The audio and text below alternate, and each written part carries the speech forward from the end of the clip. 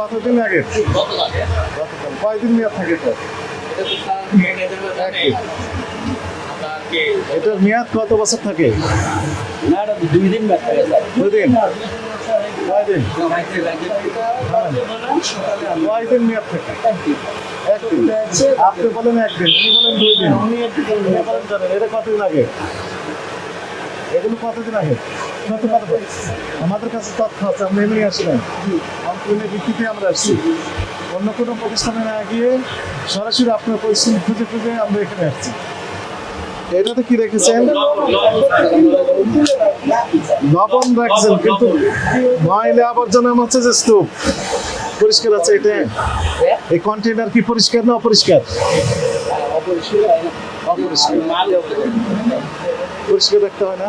অথবা ওই ইফতারের শেষে তো বিক্রি হচ্ছে না, তখন একটা সেল কম রেটে দিয়ে দিতে পারতেন, অথবা নিজেরা খেতে পারতেন, কর্মচারীদের খাওয়াতে পারতেন, আত্মীয় স্বজনকে দিতে পারতেন, গরিব মিসকিন অসহায় যারা কিনতে পারেন তাদের দিতে পারতেন, তাই না?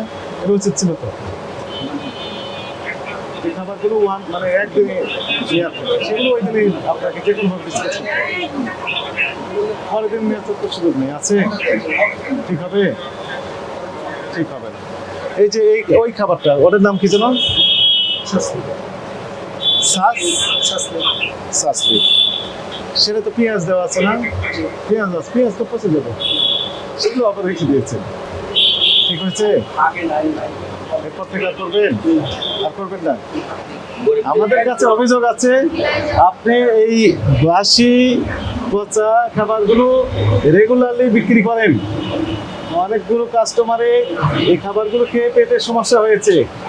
এই অভিযোগের ভিত্তিতে আমরা তদন্ত করার জন্য আসছি, স্পেসিফিক আপনার প্রতিষ্ঠানে আসছি আমরা সরাসরি, এবং আমরা এর সত্যতা পেলাম।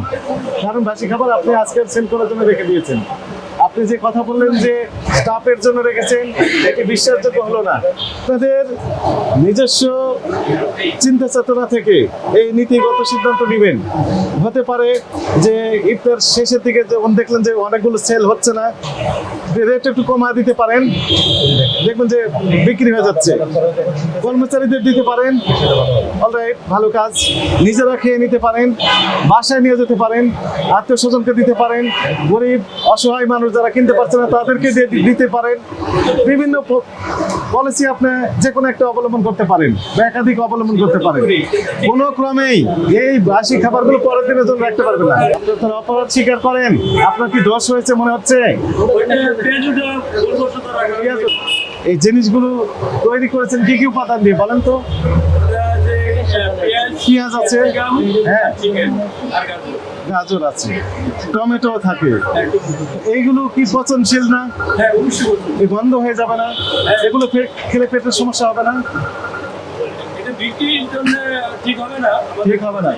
আপনার ব্যাখ্যায় আমরা সন্তুষ্ট না। আপনার প্রতিষ্ঠানকে সতর্কতামূলকভাবে 20,000 টাকা জরিমানা আরোপ করা হলো। এগুলো আর করতে পারবেন না, এই মুচলেখাও দিতে হবে। যদি করেন সর্বোচ্চ দণ্ডের দ্বিগুণ দণ্ড হবে।